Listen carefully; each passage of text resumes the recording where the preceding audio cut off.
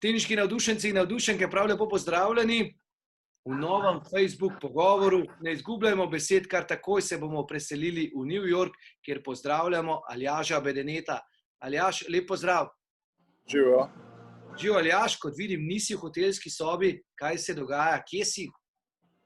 Ja, spodaj v lobiju nisem v hotelski sobi, zato ker se mi zdi, da sem preveč časa že preživel tam, tako da sem rekel, da grem malo dol.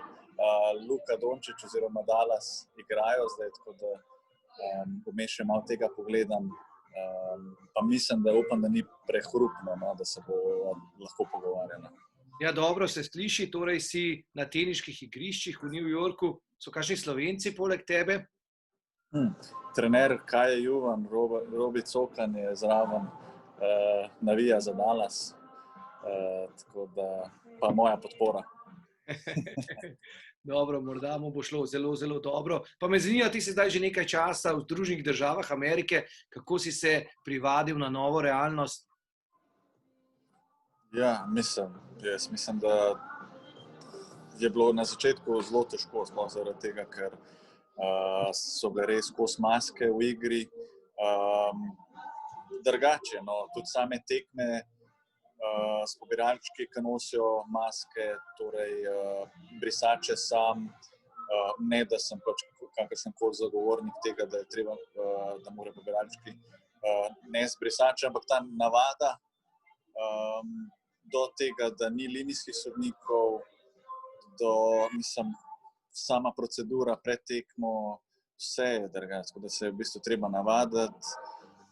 Takoj po tekmah prešvicam, masko spet gor, pred tekmo masko gor. Je tako kar malo čuden občutek, ker je res samo na samem igrišču brez maske in pa takrat, ko jemo brez maske. Okay, zdaj, mogoče jaz malo golfam, ker nimam maske, ampak imam neko pijačo zraven, ker v bistvu takrat, ko piješ oziroma ješ, si lahko brez maske, ampak načeloma je res skozi brez. Jaz ne maram tega, oziroma jaz mislim, da marsikdo ne mara tega in se bo težko navaditi. No, jaz mislim, da vsi Balkane to delajo zaradi želje po igranju, kakor drugega. Vsi si želijo biti tukaj, igrati tenis, torej začeti spet s turnirji in okay, če je to, kar moramo narediti, moramo narediti. Kako pa potekajo sami treningi? Je tudi tam kaj drugače? Pri treningih, ja. Zdaj, ko smo na igrišču, smo lahko vsi brez maske. Samo dogovarjanje ni več tako preprosto, kot je bilo včasih. Torej, moraš dejansko direktno dobiti številko igralcev, s katerim želiš. Torej, moraš vprašati 101 za trening, zato ker ta program, oziroma kako smo prej rezervirali, da si v bistvu, če nekoga nisi dobil, da si lahko rezerviral prek strani oziroma poklicu, da se je nekdo samo zraven prijavil, tega ni več, tako da moraš direktno iti. Tako da je kar nekaj sprememb. No, verjetno bom še kakšno naštel vmes, ampak ja, drugače. No.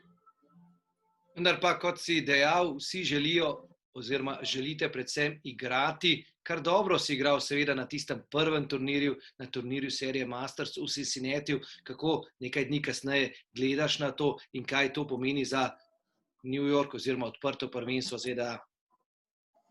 Ja, lahko rečem, da sem zelo zadovoljen z začetkom.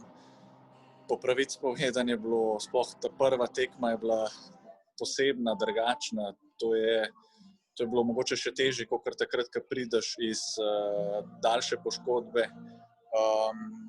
Ja, vsi smo, po moje večina, se borila s tem, da je videla, česa so sposobni. In ja, zmagal sem 4 tekme, igral sem v 6 dneh 5 tekem. Je bilo zelo naporno, no, sploh tudi zaradi tega, ker je zelo vroče bilo tukaj in ta soparno. Tako da načeloma sam tenis in sama pripravljenost je zelo dobra, oziroma se zelo dobro počutim na igrišču.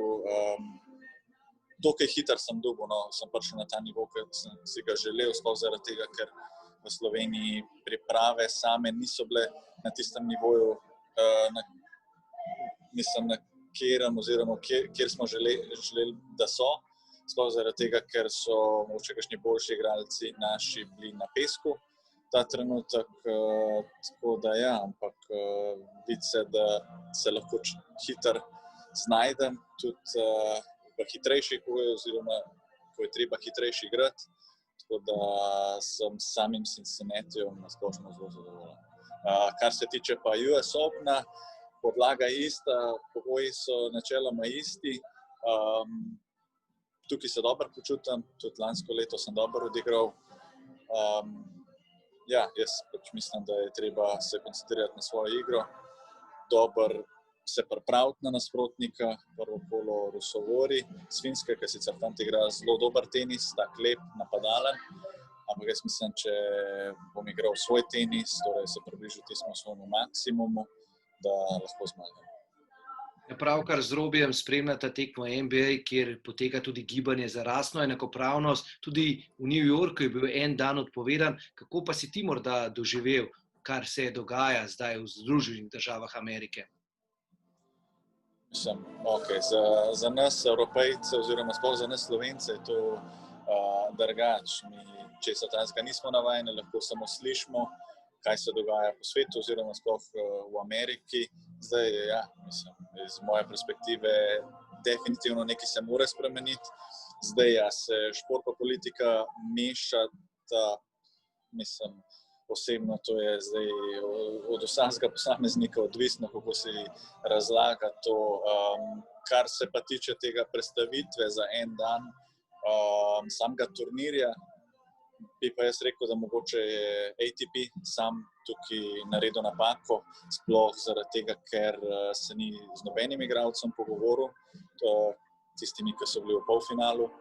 In ja, sploh zaradi tega, ker je na naslednji teden, oziroma torej včeraj se je končal finale, jutri je že naprej prvo kolo, torej fantje bojo imeli, tisti, ki so bili v polfinalu, dan manj za pripravo in lahko to vpliva, ne.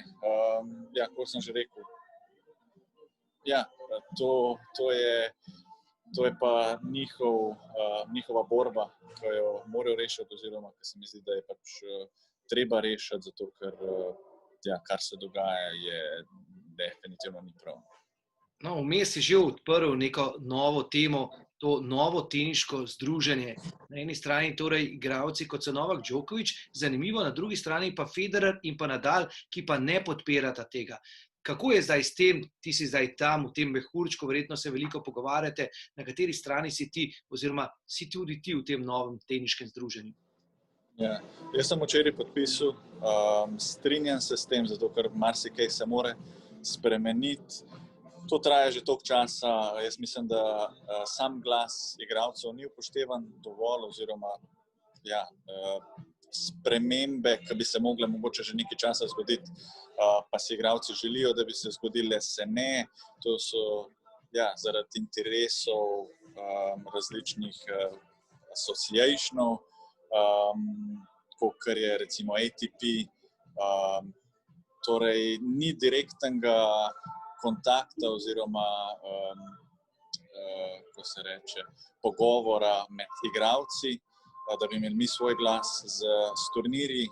Vmes je nek posrednik, ki ima tudi spet svoje interese, tako da jaz sem oziroma podpiram to zgodbo novo. V bistvu ta zgodba ni nova, o tej zgodbi se govori že kar nekaj časa in se je končno naredila, končno je kar nekaj igralcev stopili skupaj in so, oziroma sta Novak Djokovic in Vašek Pospisil naredila to malo boljš, torej tudi odvetniki so zraven in ja, osebno mislim, da se mora nekaj spremeniti. Zakaj se pa recimo Federer in Nadal nista pridružila, je pa zdaj, jaz vem, da recimo pri Federerju so to osebni interesi. Tudi mene osebno moti, jaz nimam nobenega problema povedati, ampak Federer je na tem ATP Councilu, medtem ko je sam torej, pri Lever Cupu, torej je on ta Lever Cup dal na koledar ATP-ja, torej ima svoje interese in je zelo, kakor se je zavzemal za to, da se bi povišal prize money, karkoli, da ni fair pa to. Zdaj, ne vem, kakšno so njegova stališča glede tega, se na koncu ni nar tukaj, na koncu je tukaj, da dejansko nismo, oziroma na splošno, tudi slabše rangirani, niso dovolj spoštovani, ker, ja, kakor vemo, ne vem, recimo tenis je tretji najbolj gledan šport na svetu, in od tega lahko živi samo 150 igralcev, je to žalostno. No? Mislim, taka industrija, mislim, da je 1,3 milijarde dolarjev velika industrija, je kar malo žalostno. No? Tako da stvari se morajo spremeniti. Nažalost, mogoče Federer in Nadal nista trenutno zraven, ampak jaz pravim, Roger Federer je star 38 let, po olimpijskih igrah najverjetneje bo končal kariero in ja, na koncu bojo drugi mlajši igralci, ki bojo tisti trenutek bolj pomembni, oziroma bo na njih prihodnost samega ATP-ja in ja, če se zdaj ne bo zgodilo, se bo pa slej ko prej zgodilo. Tako da, ja, je pa kar zanimivo. Ja, hvala za to odkritost, res hvala. Pa me zanima, morda govorimo torej o najboljših igralcih, dveh torej ni, Nadala in pa Federerja, ali to pomeni, da je po tvojem mnenju Djokovic glavni in edini favorit? Kako gledaš na zasedbo? Kaj praviš takole za konec? Ja, mislim, kadarkoli sem zdaj zadnje leta dobil vprašanje, kdo je prvi favorit, je bil to Nadal, Federer, Djokovic. Od teh treh je samo Novak tukaj, tako da jaz njega vidim kot enega in edinega favorita za naslov. Si se morda kaj družil z njim, glede na to, da ste skupaj v mehurčku in glede na to, da prihajamo vsi z področja bivše Jugoslavije? Mislim, bili smo sploh na tem sestanku včeraj skupaj vsi, se malo pogovarjali, stvari, ki se dogajajo, ki se morajo zgoditi oziroma spremeniti. Ja, tudi seveda smo mu vsi čestitali za zmago v Cincinnati oziroma za Cincinnati. Tako da, ja, smo pa pač vsi tukaj, kar naredi turnir, oziroma ta dva turnirja bolj oziroma drugačna kot marsikjer drugi prej. Ampak ja, smo skupaj, ampak jaz bi rekel, da ti sploh Srbi so več ali manj skupaj, jaz se družim s svojimi. Morda čisto za konec, torej, je še kakšno sporočilo v Slovenijo strani Aljaža Bedeneta? Sicer ne vem, kako je s prenosi na Eurosportu samo. Okay, tako da tisti, ko ima Eurosport in če bom na Eurosportu oziroma Eurosport Player oziroma na enem izmed programov Eurosporta, glejte, navijajte, jaz bom naredil vse od sebe, da dobro nastopam za Slovenijo tudi in upam, da pridem čim dlje. Hvala lepa, Aljaž, da si si vzel čas in srečno torej v New Yorku. Pozdravi tudi Robija in navijajte še naprej za Luko Dončića. Hvala Bogu. Hvala.